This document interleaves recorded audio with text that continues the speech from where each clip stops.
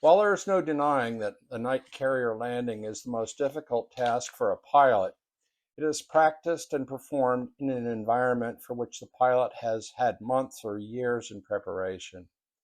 What cannot be practiced are the variables taxiing on a flight deck, especially at night, and even worse when the deck is wet. The only thing more dangerous than taxiing an aircraft on the flight deck is working on the flight deck, assisting aircraft movement. My understanding is that global insurance risk assessor Lloyd's of London rates flight deck operations as the most hazardous workplace in existence.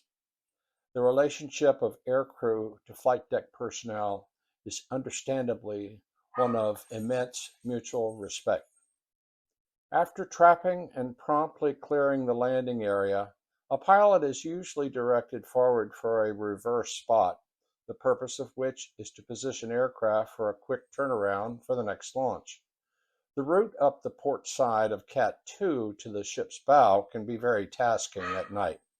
If there is a bright moon off the bow creating a shimmering reflection of moonlight, the ship's forward speed through a calm sea conflicts with the pilot's visual references of taxi speed, which is a pair of lighted director wands 50 to 75 feet forward on the bow.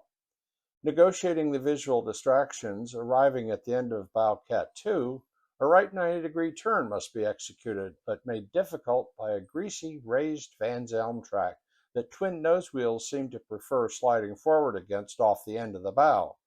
In desperation and experience, I discovered that a firm tap of the starboard main mount brake is necessary to swing the nose of the aircraft over this slippery track. The second right 90-degree turn of the reverse spot is not as difficult because nose wheels approach the Van Zelm track perpendicular. At the final spot, when chocked, chained, and shut down, it is imperative that the pilot and aircrew take the shortest, most immediate path off the flight deck.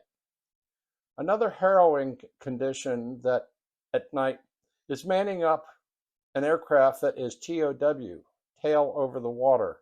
Nimitz-class carriers may not need to use this practice, but on the Saratoga's flight deck, I sometimes found my positioned aircraft such that I could not inspect the after part of the airframe because it's hanging over the water. Main mounts against the deck-edge scupper. This presents a bit of a challenge. As always, you must be especially mindful of the jungle of tie-down chains as you move about the underside of the fuselage during pre-flight. Manned up and having completed your start and pre-taxi procedures, you await your plane captain's handoff to a yellow shirt for taxi forward. What can and has happened to me is that an aircraft off my right wing, also waiting for taxi forward, gets broken down without my noticing until that aircraft starts forward, instantly triggering my instincts that the aircraft is drifting uncontrollably backwards off the flight deck. That is a harrowing experience, albeit only for an instant.